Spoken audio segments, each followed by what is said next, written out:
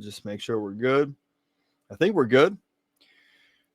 For those of you watching right now, you know how this goes. I wait like 15 seconds for this thing to catch up, and then we're rocking and rolling. Now I know this make works this thing now. happen. Oh, dude, it works. Not like the other day. It works. I see it.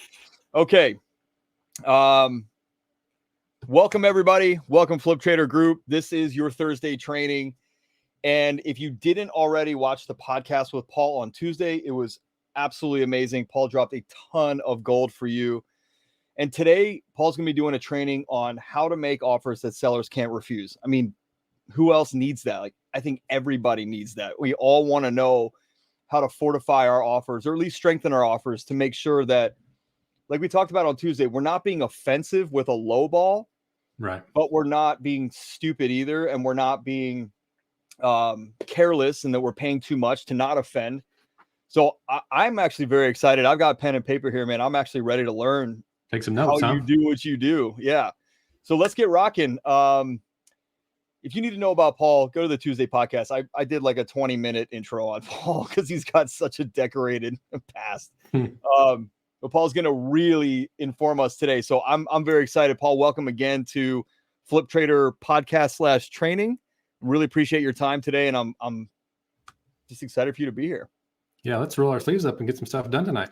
Let's do it, man. It's all you, buddy. Okay. Here I go.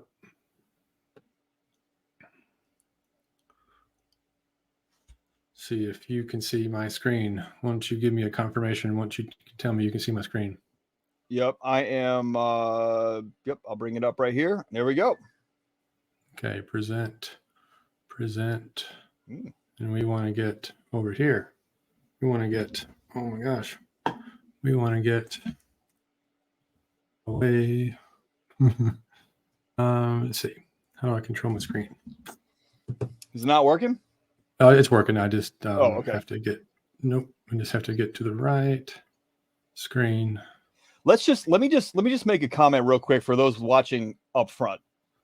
Yep. That price that you see on the screen, that is a no-brainer. Like we're not here to necessarily pitch. Like I tell people, right. There are experts that we bring in that fit the culture of this thing, that are high level, top level, and they're going to give you information to get you farther faster. And if you feel like you need more information from them, they're going to give you the deal for FlipTrader. And that price you saw on the screen was FlipTrader's deal. And it's insane. To get what Paul's about to teach you in depth for that, forget about it. I feel like I'm on QVC pitching yeah. commercial. Well, throw a whole bunch of value right up front here, and you're going to get everything you need tonight to do all of this yourself. And you're going to be able to make offers that sellers can't resist. And I'll explain what I mean by that in just a second as we kind of unravel what's happening in the marketplace and where the opportunities are. But the typical disclaimer, I'm here to provide a bunch of value, and I'm sharing my experience for educational purposes. However, I'm not an attorney. I'm not a tax advisor. I'm not giving you financial advice, but I am giving you little pieces of information so that you can then be informed, so that when you go and talk to your professional and seek counsel on your unique situation, you are armed with information. And so you're not having to ask an attorney or a tax advisor to basically educate you in the basics. I'm not here to raise money, and I'm not here to invest to offer a security. I'm here to provide some knowledge. And let's just kind of set the table. By the end of this presentation, here's some things I want you to be thinking about. What would you like if you could feel like if you could beat the competition and get even more deals without having to qualify for bank financing, which we know right now is really hard to get and super expensive? And can you imagine if you knew how to have enough cash flow from these rental properties that you're going to acquire to comfortably cover your lifestyle? I've done it. I've showed a lot of other people how to do it. And it's very possible to do that even in today's market. In fact, you can get so many deals coming at you that you are going to throw your hands up and say, make it stop. That is really available right now. And here's how. 3 fundamental secrets. And, they're not secrets. It just sounds good to call them secrets. They're 3 fundamental principles. And as an investor, you need to be looking at the market like you're a bargain shopper. You're not a buyer, and you're not buying things just because. You're looking for real estate property at a discount so that you can create cash flow and or equity and build wealth. And we want to create win-win offers that helps solve the seller's problem instead of us always thinking about the problem that we're trying to solve for us. Like, you can get anything you want in life if you give somebody else what they need. So let's think about what other people need, and the other people we're dealing with this situation is sellers. And fundamentally, this is a numbers game. We're looking to find a unicorn when we look for a deal, because we're not looking to pay retail. We're looking to buy for a discount, looking to create cash flow, and we're playing the game of arbitrage. And you're going to have to go out and talk to a lot of people before people are going to someone's going to accept your offer. And so it really is a numbers game. And so by the end of this presentation, I promise that I will show you how to make offers that you can make money without including banks, how to create leads from a new lead source that you probably don't realize is available to every single person on here for free. And you can make offers that turn those leads into deals. We're going to tailor our deals such that it incites some curiosity in the seller's mind, and it kind of leans forward. It's like, tell me more about that. That's when you know you have them. And how to avoid sellers who aren't interested in your offers, because most of them aren't. And we don't want to spend a bunch of time with people that don't want to hear from us. And I also give you an ebook that breaks down this entire strategy completely for free, which is my 3-letter option of intent strategy. And we're going to go into detail tonight how to do that. And fundamentally, you need to learn how to buy assets and create cash flow so that you can control your time and no longer rent your time for money. Instead, I have tenants that go to work and rent their time for money and pay their bills and pay down my debt and create cash flow in my life. Seems wrong, doesn't it? But that's exactly what's happening. And that's what's possible for all of us if we choose to take that responsibility. But here's the problem. We all know interest rates are high as of this recording, and we wonder how we can make any deals pencil out. And we're so concerned about our problem, we're not thinking about the problem that sellers have right now. Because there are people who need to sell their property. There are people who want to sell their property right now, and they're having trouble finding a buyer that's interested, or a buyer that can afford to make the offer for them. So here's the offer. And I'm not going to go too much time into why real estate. I figure that since you're here, you probably understand the value of real estate.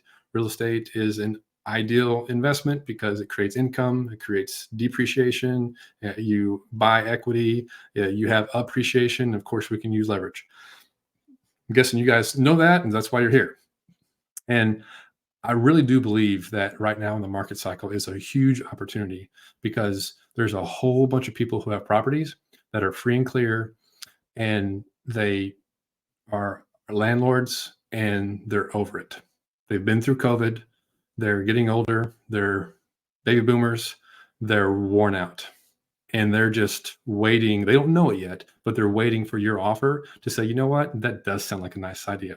Let's talk about what that offer is. Quickly, you can go back and listen to my podcast interview from a few days ago that's been recorded. I have a lot of experience in real estate. I've been doing this since 2015. I've bought something like 500 or 600 properties at this point. I can't remember exactly. I've kind of lost count. I host my own podcast, and I run a mastermind, and I spend a lot of time thinking about the real estate market. And I'm going to share with you a little bit of my story about why real estate made sense. Because I was a corporate cog in the corporate machine and just didn't find my life fulfilling. And I found real estate as a way to break free from being this guy, looking like you're just watching the clock, chained to the desk, and exchanging time for money. It's a one-to-one value exchange of value. And you'll never get wealthy or retire by renting your time. You have to figure out a way to own equity. And I believe very strongly in the fundamentals of real estate. And it's basically a very easy business. And it's available to a lot of people because there's a lot of property out there.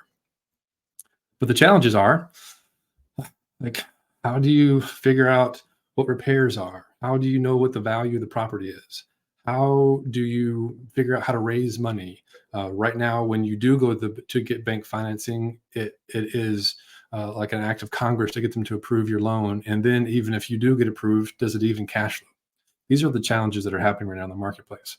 Some of you probably understand that. And the fundamental lesson here is that we're going to be talking to a lot of people and making a lot of offers. We're going to be making offers at scale. Most offers are going to be declined. We're in the sales business and we're not actually selling anything to anybody, but we are selling them an idea that it's time for us to buy their property. And we need to get past the idea that we're not in sales. All of us are in sales all the time. In order to get married or to stay married, you're always in sales, right? That's just part of life. And the difference between a lowball cash offer and then this 3-option letter of intent that we're about to step into softens the blow to the investor or to the seller who is sick and tired of hearing yet another lowball cash offer. So we're going to make offers at scale, and they're going to be one of 3 ways. And they're going to be an all cash offer based on the Mayo formula. It's going to be which is the traditional lowball cash offer that we've all learned before.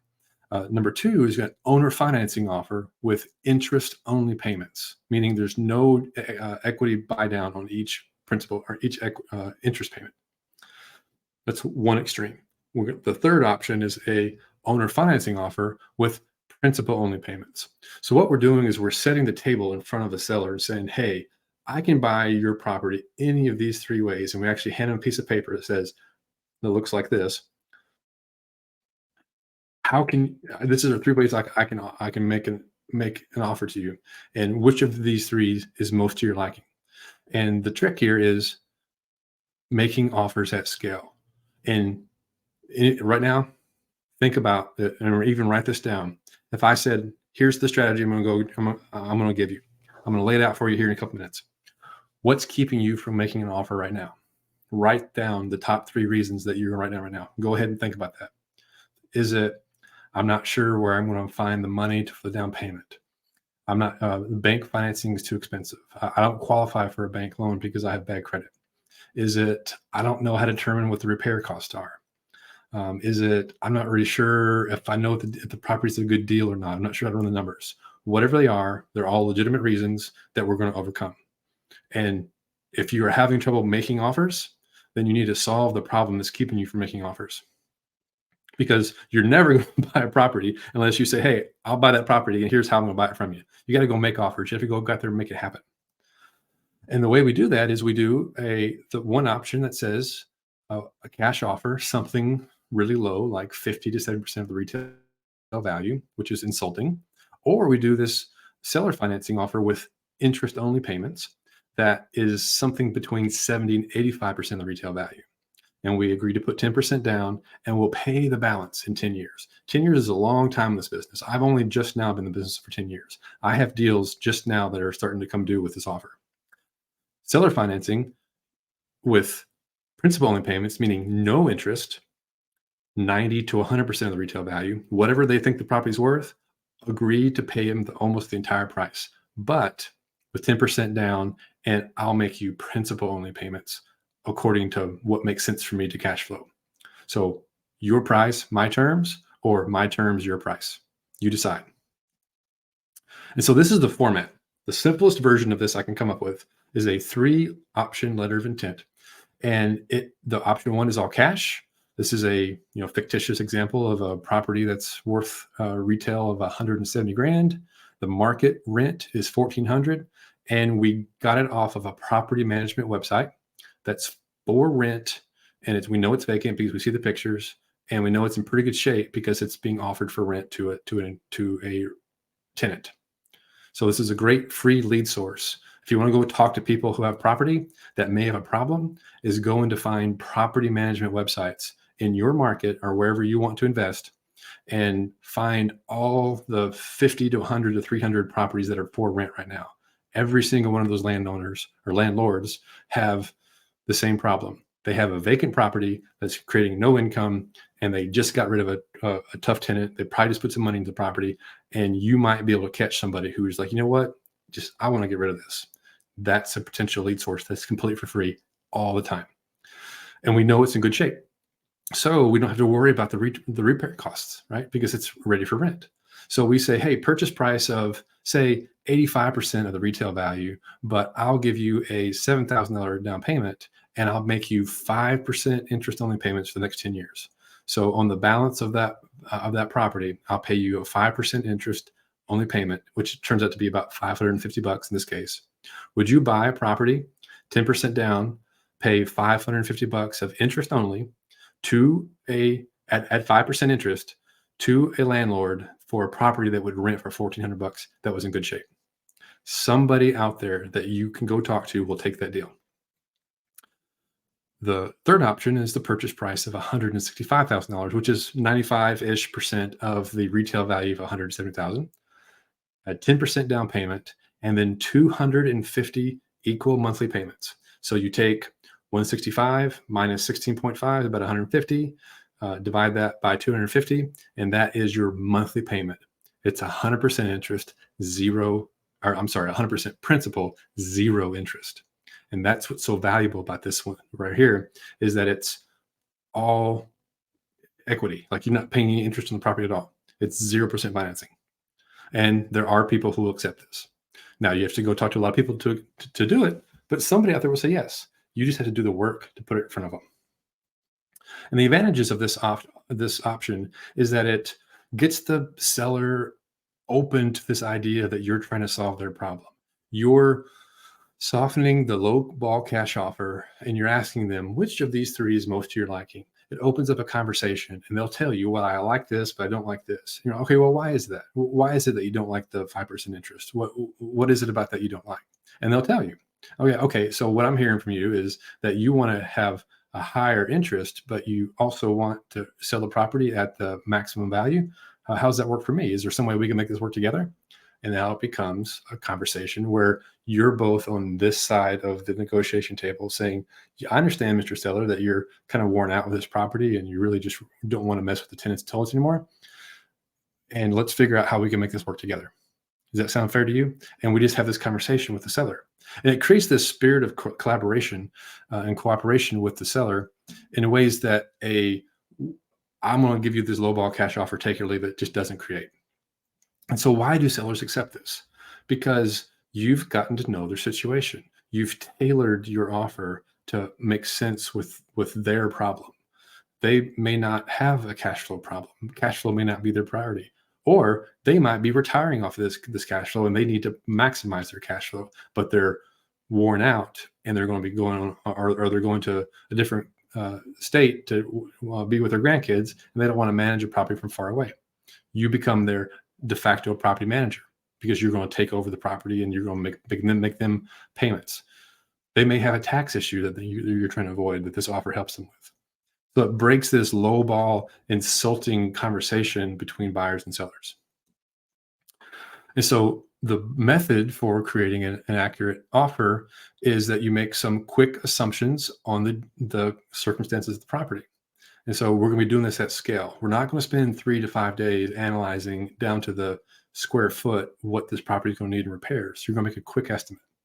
Determine the property's value using free software tools like Zillow and Trulia and or a realtor if you have to, and get a sense of what the property's worth. There's a lot of available tools now that give you a good enough number for what the property's worth. You don't have to spend all day doing that.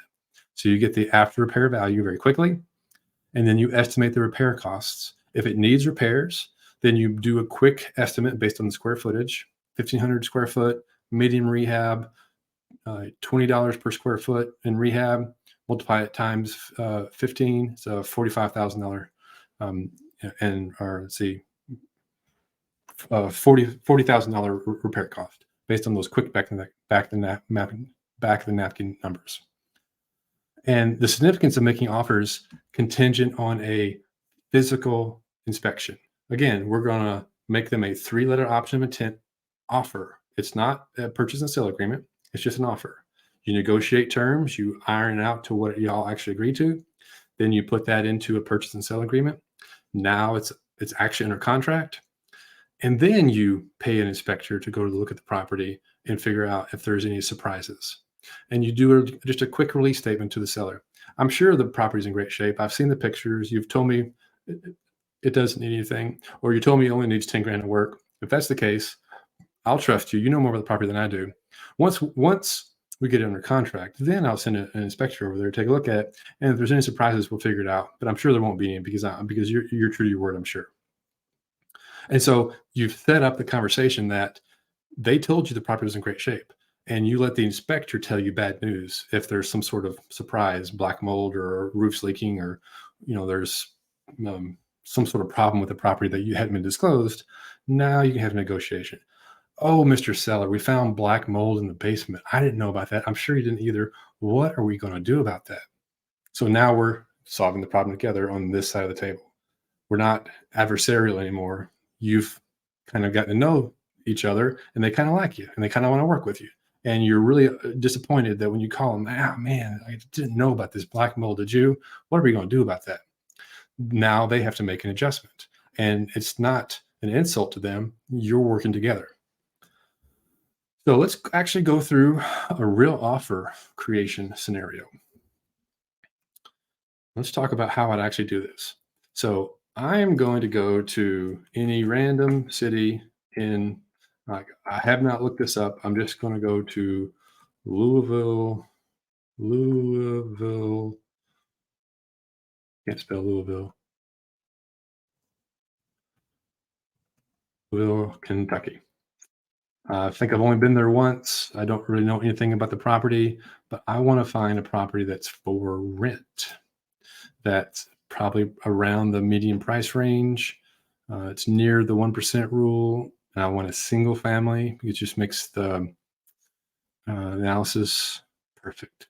Here's a property that was put on the market 1 hour ago, 1,250 square feet, and it's for rent.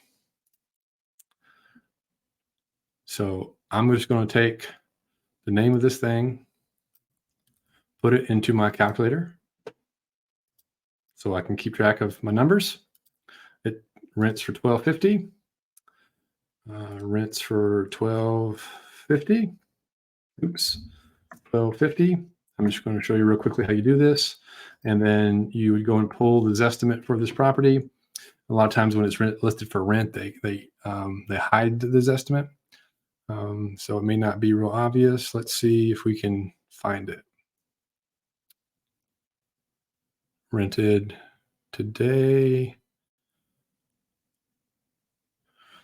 It's not jumping out at me. So let's just make an estimated guess for the sake of argument. If it's renting for $1,250, let's say it's worth $150 grand. Don't know if that's close, but we can do a little bit of research, a little more time. For the sake of argument, I'm just going to pull a number real quick. And now I can have a conversation. So the property's worth $150. So its rent is $1,250. And we know that it doesn't need any rehab because it's for rent. We've looked at the pictures. Look at this place. It's in great shape. It's ready for someone to move in right now. Let's just say it needs $1,000 of work. Just, every property needs something, right? Okay. And we're not going to wholesale it because we want to rent this thing. And now we've figured out how to make our offers. We're going to make an offer at 70% for the cash, for 80% for option 2, gives us 120, and an option of 100% of the value. But these numbers are kind of low. Like the cash on cash return on this is low. So our interest rate's too high. Let's see if we can make this thing cash flow if we pay a 5% interest. Notice the difference. Only thing I'm changing is 5 to 7% interest. And it went from a cash flowing property with a monthly payment of $450 to a negative cash flow with an extra payment of $630. That's the difference. That finding a way to get a lower interest rate, like the market rate right now for investors on the property like this, is probably about 7, maybe even 7.5%.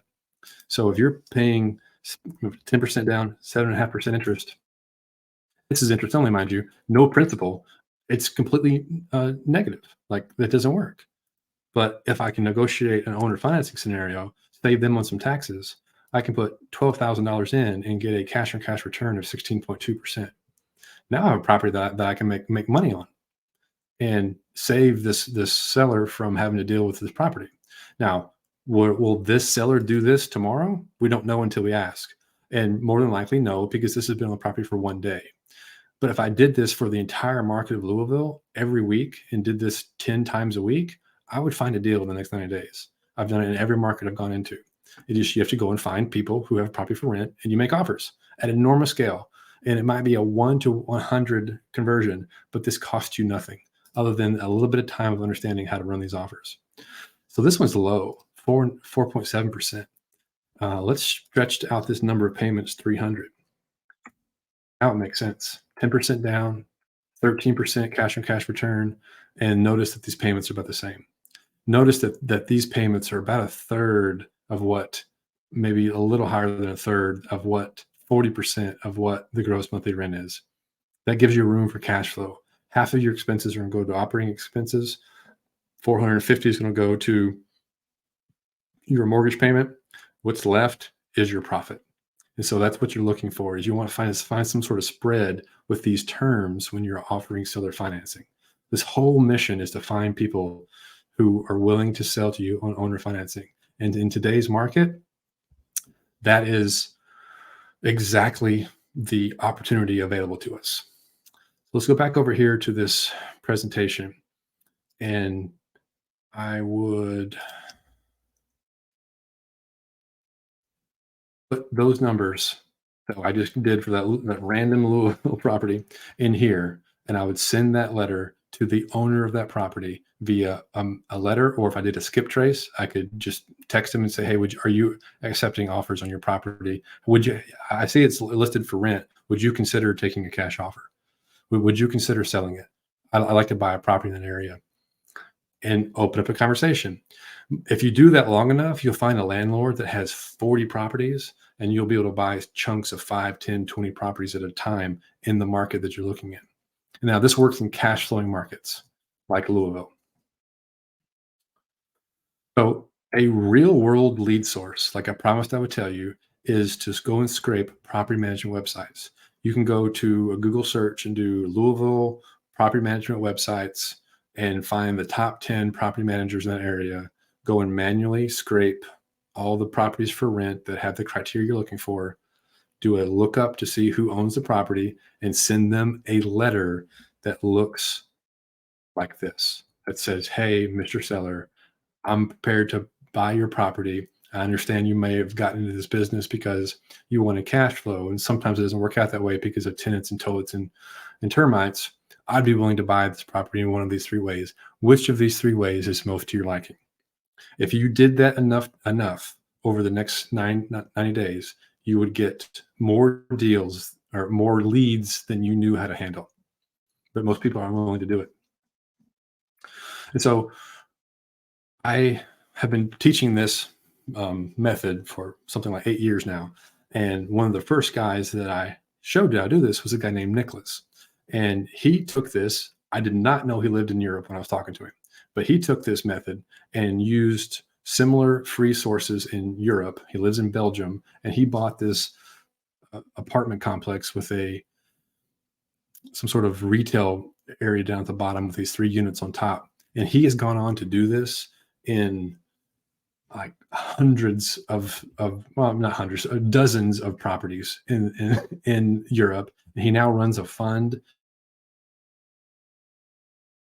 and he's just taken off with this strategy. It works in a lot of places, even in Belgium, which I did not know that.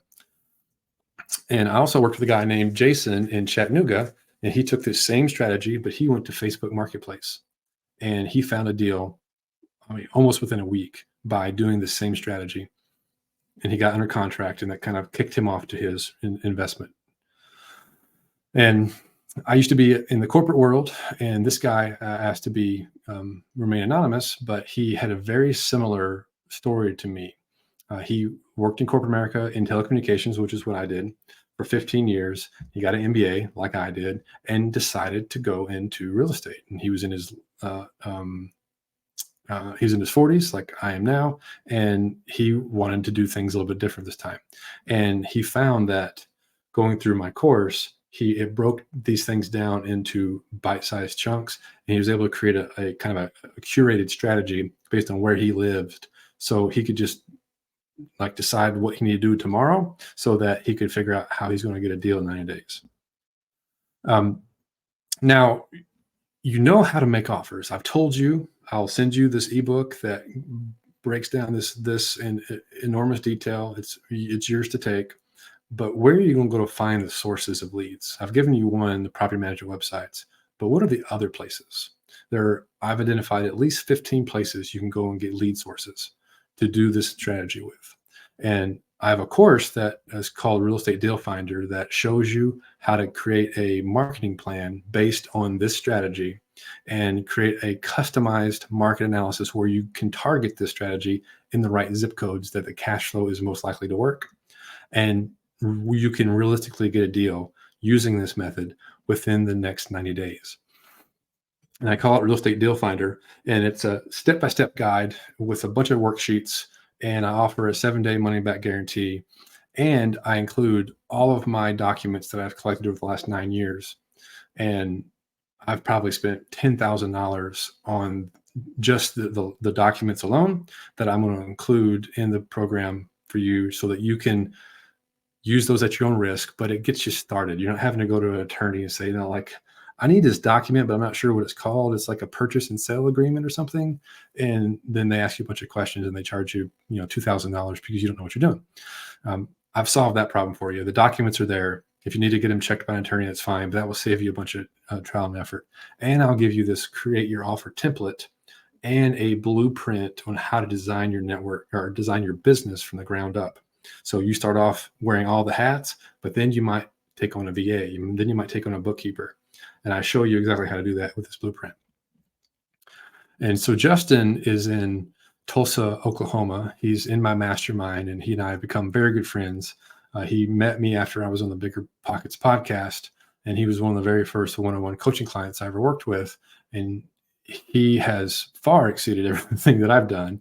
And basically, he just followed this strategy to the T, built a wholesaling business in Tulsa, is very well experienced and renowned in the area, and has done tons of deals and he's changed his life because he's figured out how to buy real estate. And Danny lives in Atlanta, and he's been a part of our group for, 7 or 8, 9 years now. And he's just been a great resource, and he's found that these techniques was able to help ramp up his investing strategy. And so I'll be real quick about this. Retail value is probably something approaching $10,000. All the deal finder marketing, the library of documents that I have, this create your offer template, the business blueprint, and the Facebook group that I run that for people to ask questions is something worth more than $997, let's just say. And I'm typically sell this for $997, but today for the people who are part of the FlipTrader community, which I'm very much connect with, have a 7-day money back guarantee and can buy it for $497. And that's typically what I would give to somebody, but I had such a good time with Ian. He's a fierce negotiator, and he got me down to $447 using FlipTrader. You can grab the link by pulling out your phone and getting a hold of it there from that QR code. I'll also have Ian drop it in the chat here, and he'll make sure you have access to it. And for those who take action today and are the first 3 will actually get access to my mastermind. So for a month, completely for free, you'll get to work with people like Justin and Danny. And everybody who purchases it, the first 10 anyway, that get to purchase this, will get a one-on-one strategy session with me after you go through the strategy session that I have for you in the course. Then I'll sit down with you and double check your work and make sure that your strategy is kind of in line so that you will focus on the right zip codes and the right market for your needs and for your strategy. I think that covers it. Man. Dude. Fiercely writing notes, man. You know what's interesting is that's so simple. The way that you describe that is so simple. It's the package, right? So if you look at what I was thinking when you were describing this is it's like if you took a Rolex and put it in a Ziploc bag and tried to sell it to somebody, the value is actually down, even though the watch is still worth them money. Right. But they're going to perceive it as lower end or, not as worth it. But the way that you've packaged this up here and how you package it up for the sellers makes it so attractive that they're like, oh, I have a choice here. Because people don't like being sold, and they don't like thinking they've gotten taken advantage of or they're getting one over. And so the way, dude, I'm telling you, I look at that, I'm like, God, that is so simple. Like, why have I not thought of that before? And you're right. It is a little bit of work to plug stuff in. And I'm sure there's a way to automate it. You can get VAs to do it. You can figure that out. But I really like that, man. Like, it's so simple. It takes discipline and consistency. And like, there's no special secret formula. It's just consistency. Use the formula, be consistent, get the goals accomplished. Right? That's it. Make offers at scale, and consistency will beat intensity. It's very easy to get excited about a new idea, and you do it for 2 weeks, and then you filter off. And you get discouraged because not everybody will say yes to this. It's unorthodox. And most people who are listing their property for rent don't want to sell their property. But 1 out of 100 does, and you need to go find that person. And a lot of times when you find that person, they'll end up selling to you for the next 5 or 10 years. I have bought properties from retirees that have properties, that have rental properties. And every year they call me up and say, I got another one for you. I got another one for you. Yeah. I am their only buyer because I consistently perform and I pay their mortgage, and it saves them on their taxes. A lot of people don't realize is when you own property for a long time, it's been depreciating all this time, and you have to pay back those long-term capital gains, but you got to pay back you got to pay taxes, and it crushes a lot of people.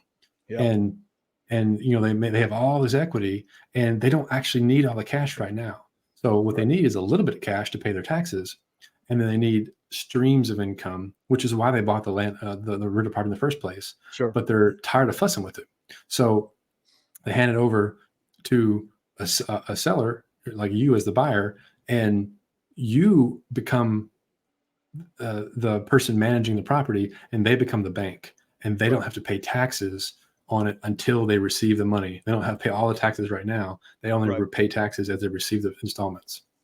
So for somebody that's brand new, because most of the people in our group are either brand new or they're doing this at some capacity, just not at huge scale yet. Right. Let's break down a couple simple things. One, when you buy something seller financing, do you actually own the house? Yes. I take title. Yep. You take title to it. But they hold what? Legal title or equitable title, and you hold legal title. Well, no, both equitable and legal title are transferred. What they own is a lien against the property, just like a bank. Got it. Can you do this with somebody that doesn't own the property free and clear?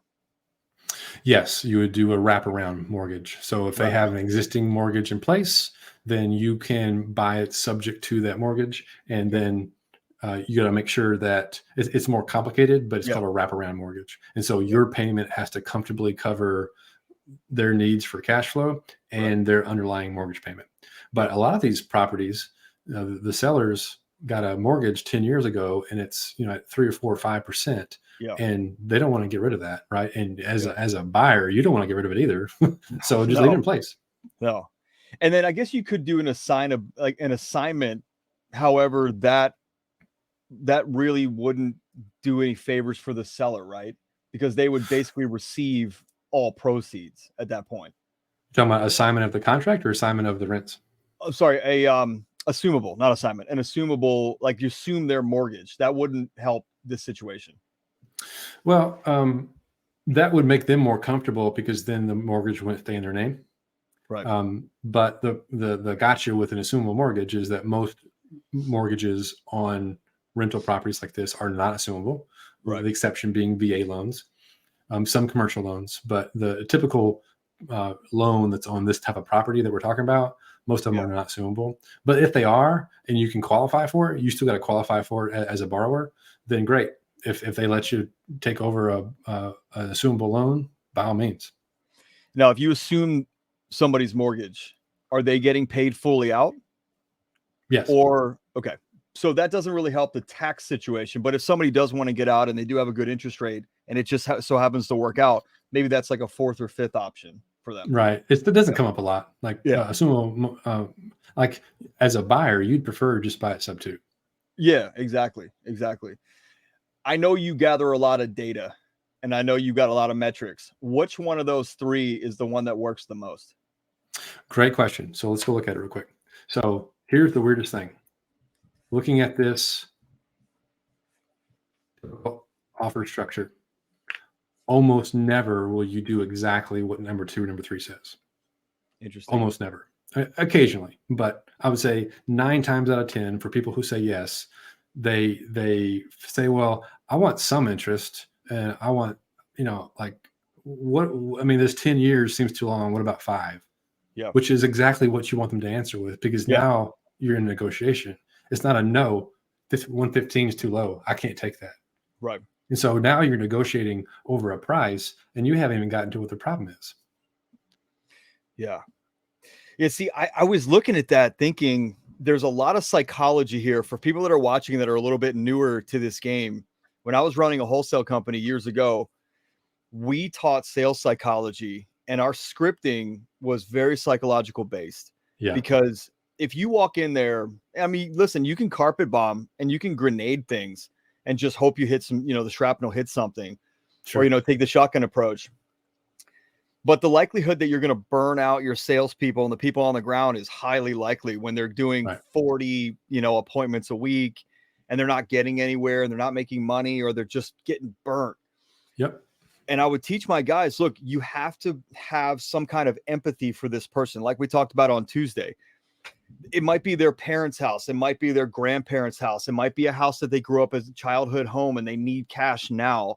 And they want to sell to somebody, but they don't want to sell to the person that they think is taking advantage of them. Mm-hmm. Like we said earlier, nobody wants to be sold and feel like an idiot. They want to feel like they're making a decision. And if you ever read, and by the way, somebody, Aaron, whoever's watching, somebody write this down. The book Never Split the Difference by Chris Voss is so good when it comes to this. There's a chapter called Calibrated Questions. And he basically says what and how questions, right? Yeah, what and how questions. You ask people questions to get them to solve the problem that you have, which is you want them to do something for you, but you can't say, hey, go do this. And if you think about it in terms of a hostage situation, I think the example he gives is the hostage taker says, I want $10 million delivered in a duffel bag in an hour. And he says, okay, no problem. How do you expect me to do that? And then the guy, and then the guy has to answer. Well, I'm going to kill everybody. Right. Listen, you can kill everybody. I totally understand where you're at here. I want to help you. How am I supposed to get $10 million in the duffel bag in that corner in 1 hour? You got to give me a little bit more time. And then the negotiation starts to open up. So I almost felt like you were doing a lot. It's a lot of psychology, even though it looks very simple. The way that you presented this, man, is so damn simple and so powerful at the same time. I'm so glad that people get to watch this over and over again, because, and maybe I'll even make this a podcast episode, just a YouTube piece, because this is exactly what somebody needs. Like I told you the other day, or like when we talked the first time, my goal here is to bring in the top tier people, top tier education, but have it taught so that someone can take action immediately after this. And I think 100% somebody tomorrow is going to be on, Zillow or realtor.com, looking up rental properties in their area, going to their local title company or data scraper on Fiverr, getting that list and starting to blast out letters. And that's awesome. Like that, I feel so cool about that. Somebody's life might change tonight from what you talked about in 30 minutes. That is so damn cool. It is cool. And what gets us so excited about this business is it opens up your life. Yeah. You got to put the work in. You're probably going to work for 5 years minimum, right? Like you're going to put the work in. But if you put the work in for 5 years and build a portfolio of properties, 25, 30, 40, 50 properties, you know what it's like to be able to know that you have rent coming due on December 1st after you go to eat your turkey for 50 properties. I mean, it's like you're not having to spend time fussing with that. Like, yeah, one out of 50 may not pay that month, but the other 49 will. right. Now, couple additional questions. One, do you use a property manager for all of your properties, or do you do some by yourself? Great question. What do you do there? So my thought on this is you do what works for your personality. Okay. There's probably not anybody who's going to manage your property or care about your property as much as you are. However, you can only do so much. And what are you best at? Are you best at finding deals? Are you best at managing properties? Are you best at raising money? I have found that I'm best at raising money and presenting big ideas like this, doing presentations. Yeah. I have no business going around messing with properties or swinging a hammer or anything like that. Some people love that stuff. And if you love that stuff and you just like that doesn't feel like work to you and you want to manage your properties and squeeze the best return out of it, by all means, go for it. If you want to scale your business and have 30, 40, 50, 100 properties, sooner or later, you're going to need help. And somebody's going to have to take over. You may have to hire. Some people just make their own internal property management company, which I think is smart. That makes me want to jump off a bridge. The idea of doing that, I have no interest in.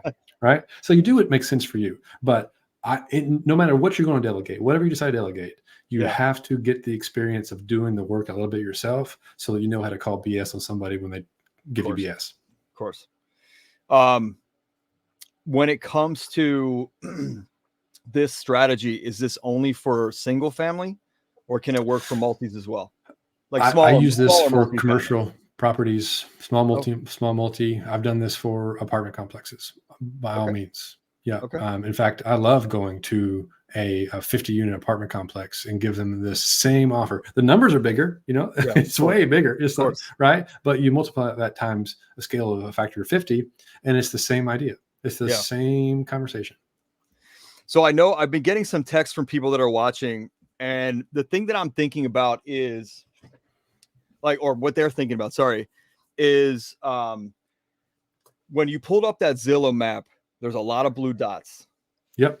So one of my buddies texted me and said, how do you narrow it down? And so I think I want to talk. I think my question to you is, when you're setting goals, how do you know what's right for you? How do you know that this is the area, or this is the property type, or this is the price point, or this is the average, sale price, or this is the ARV, or this is the average rent? How are you narrowing things down? Do you have a system or a structure for that? Realtor, yes, I do. It's in the course, but I'll show you a shortcut. Realtor.com.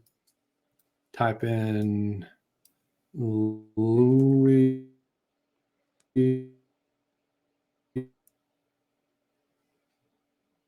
You put there, I guess. Louisville, Kentucky. Yep. Again, I know nothing about this area, but you scroll down the very bottom, right there. Louisville housing market, median days on market, median rent, which my instincts told me that we were working around the median rent when I grabbed that one. And when you click on here, the Louisville housing market, it gives you more data. Median sold home price. This is a very important number. You want to be working in neighborhoods at or below the median sold price for whatever area you're in. Got it. That's the sweet spot for where you can find cash flow and some equity. So you're going to be in class B minus C plus market areas. If you can find an A that cash flows, get it all day. I love them, but they're hard to find. So when you go and look at Zillow and you're like, oh my God, that's so many of these things. It's just too many. You want to break that down by zip codes on where it kind of makes sense. And a really good way to do that is a website called Neighborhood Scout.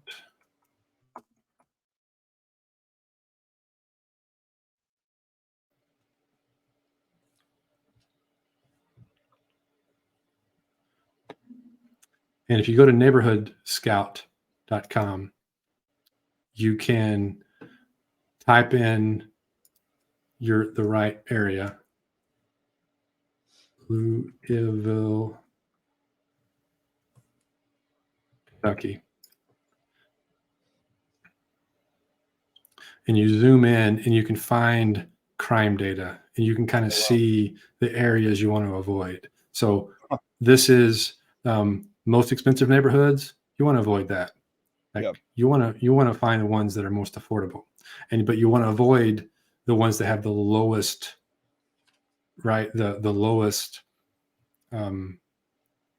value and the highest crime, because they're just too hard to manage. You want the sweet spot, and this is free tools like this can get you there very quickly. It shows you crime data, it shows you real estate information.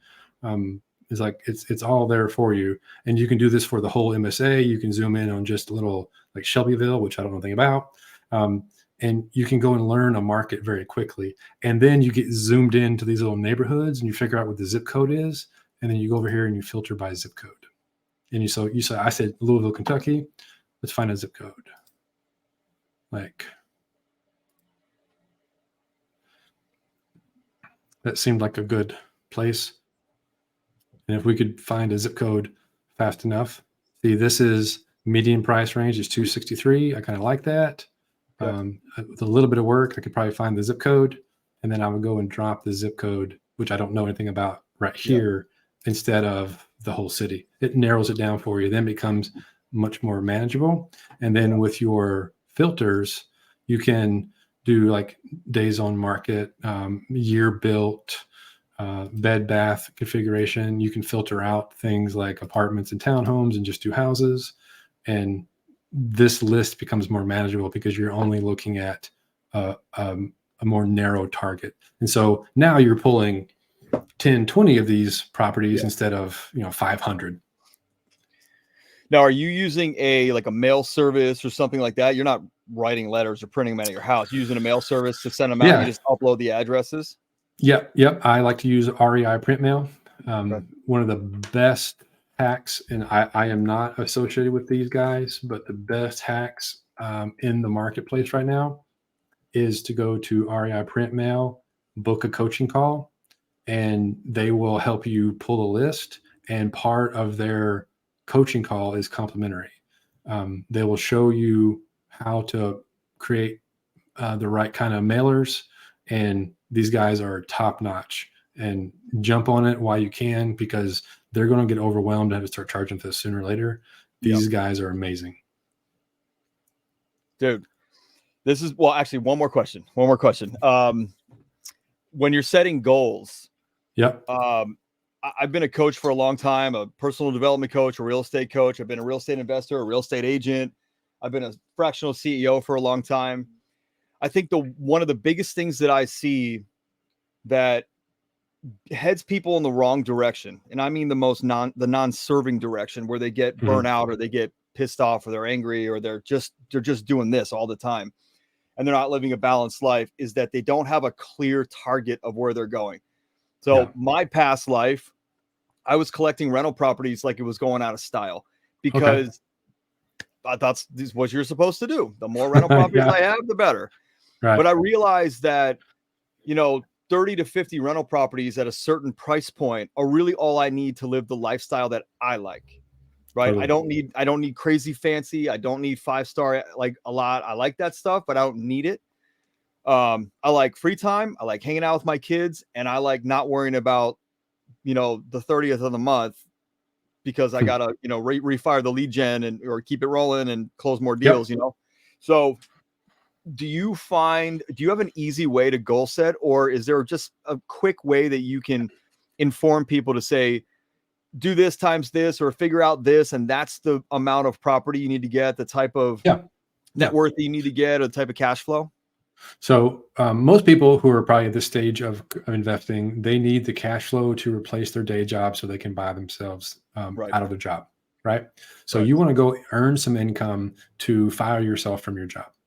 So rental property, it takes a fair amount of properties to get there. However, I routinely find this, what you just said, 50 is enough. Something between 30 and 50 for everybody I've ever worked with maybe one exception, that's the number. Somewhere between 30 and 50 rental properties in a cash flowing market like Louisville, Tulsa, Little Rock, not California or Miami, right? Birmingham, these kind of places. These are the kind of areas where if you have 25 to 40 properties, 30 to 50 properties, you're going to create enough cash flow in your life where you're not stressing about things. And so how do you find that? So I like to get at least $100 a door when I buy a property, preferably $250 of cash flow per door when I buy a property. Yep. So your mission is to go and find these deals so that they pencil out using that calculator that I showed you that will help you figure out your monthly cash flow of somewhere between $150 to $250 a door. And when you get $250 a door times 40, that's $10,000 a month. Most people listening to this can comfortably live on $10,000 a month without having to really stress about money. Yeah. So here's the beginner question I think hinders a lot of people from getting in and scaling. Let's say a beginner gets in, they got other people's money, or they're doing seller financing or creative financing, and they're really able to scale.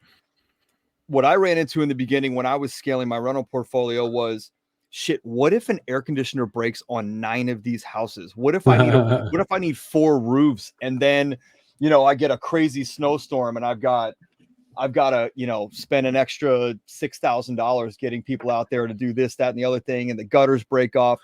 What would you recommend somebody has in reserves when they're doing something? 6 months. Okay. 6 months. Yeah. And it's hard to get there at first. It still takes a little while. Yeah. But what you do is you take kind of an inventory of your financial assets, money in your 401k that you can borrow against, a life insurance policy you can borrow against, the equity in properties you've already purchased, money in your IRA that if that the shit really hit the fan, you could pull on that, but you don't want to. Yeah. The home equity line of credit against your house. There's a lot of kind of break glass in case of emergency situations that you can go and kind of help yourself. You can even borrow against like future cash flows from your rental properties. You can get business credit cards at 0% interest for 12 months. So you can float the unanticipated for a little while, but you don't want to rely on those strategies. Those are your stop breaks, right? What you want to do is you want to use the profit first system. And as cash comes in, you're still working your job, but as cash comes in, you take all that cash and you put it into allocations for repairs. You put it for allocations for paying your taxes so that you're not surprised when there's, something. Like recently a tornado came through my property or through my area, messed up a bunch of my houses. I had insurance, but I had to pay the people in the meantime before I get the insurance checks back. So stuff happens, right? So you want to have cash reserves of 6 months of your normal regular income so that you can go 6 months with no income and be fine. And it will take you a while to get there. Yeah. That's good advice, man. Paul, this has been, I could ask you questions all day long. This is so cool. Even though I've been a real estate investor for a long time, and just something that I like to press to people is you don't know everything. Paul doesn't know everything. I don't know everything. Even the best of the best don't know everything. And we can always learn something additional from every single person we talk to, as long as they are very purposeful in their education too. And they're not being, haphazard or stupid. Paul is very disciplined and detailed, as you can see. So, man, great hanging with you tonight, man. I really appreciate your time. Thanks for having me. We had a ton of people on, and sweet. I know people are going to get a lot out of this. Look, guys, again, this is not a pitch session. This is an education session. And in the event that you say, I need more, on that screen right there, you got a QR code, or you go to Paul's website and you type in the coupon code FlipTrader, and you can get a discount that I negotiated for you. I don't think I was a fierce negotiator. I think I just asked you and you said yes. No, you're pretty fierce. You're like, what? How does that work for my people? I fought hard for everybody, man. I fought so hard. Paul, I beat you down. Paul's course was $10,000, everybody. Yeah. Now it's $447. I mean, that's how good I am. We really appreciate that. And just as a special for people being in FlipTrader, that's awesome. Even even just, $50, $100, $200, that's a lot for some people when they're starting out. They're counting pennies to get their first property or to start scaling up from 5 to 10 or 10 to 20. So massively appreciate it, brother. Thank you for being here. I know for a fact that we are going to have you back very soon. And if you guys need anything, you know where to get Paul. He'll drop all of his contact details, as many as you want, inside the chat here, inside the comments. Any questions you have, you can private message Paul. You can email me at support@fliptrader.com, and we'll help you out. We'll get you connected. So look, for anybody that is on the fence, for anybody that's like, man, that was real powerful. If you have this pattern of not taking action in your life, this is the day. This is the day that could change everything for you. Then I'm not talking about just Paul. This is insane information that can get you so much farther, so much faster, but you got to take action. And if your pattern is to not take action, to like something and then not take action, you're going to have to change that pattern, that behavior. Maybe start tonight. I encourage you to start tonight. Like Paul should be charging 10 grand for this course. No joke. What money this will make you should be 10 grand. And I'm just massively appreciative that you don't see that yet, Paul, and you're only charging $400. So, yeah, this has been great, man. Thanks again for your time. And where can people follow you? What's your website where they can find you? PaulDavidThompson.com is my website, and I just dropped the link there. And and I'll be in the Facebook group as well, so you can tag me in the Facebook group. Otherwise, my email is super hard to figure out. It's that. Got it. Did you drop it in the chat? I did. Or in the comments? Oh, I put all this in the private chat. My goodness. No, that not going to help you. Here, I'll grab it for you. Don't worry. I got it for you. All right. Oh, I'm not logged in. That's why I can't. Man, super powerful. I'm gonna go watch this again. There's all these questions that are there questions that we've missed? No, we're good, man. Okay. No, we are good. I think the best thing you can do is just not like troll the group, but go into here where it's your deal, and just correspond with people, engage with people. Yep. I mean, we've had a solid amount of people watching this thing the whole time, which is awesome, and our engagement's coming up, which I'm really happy to see. Sweet. Melissa, if you're watching, Melissa Brown, you'll be able to watch this. It's recorded, so just jump back in the group. You can go rewind it and start it over and get an hour's worth of absolute gold. So, all right, man, that's a wrap. Thanks for your time, brother. Appreciate it. Thanks for having me. Absolutely. FlipTrader Group. Take care. That's what we do. We bring top level talent and top level education led by the best in the business to help you go farther, faster, and level up your life and your real estate investment portfolio or your business or whatever it is that you're looking to level up. And we appreciate you. We love you. We thank you for being here with us and making this thing, head toward being the leading authority in the real estate investor training and education space, as exampled tonight with Paul. And look out tomorrow. We've got 2 more not trainings, but we got a podcast episode, which is a group member spotlight. So if you are a group member, which there's 41,000 of you, if you're a group member and you want to be spotlighted and you want to jump in the hot seat with me and talk about yourself and talk about your business, write to me at support@fliptrader.com and tell me why you should be on next Friday's podcast. And then also we got Brandon Lauder, our real estate agent / agent investor / investor agent expert, who will be on tomorrow at 3 p.m. to help all of you agents level up and maximize your value to investors. So that's it for me. Have a great night. Paul, thanks again, man. You bet. Good night, everybody.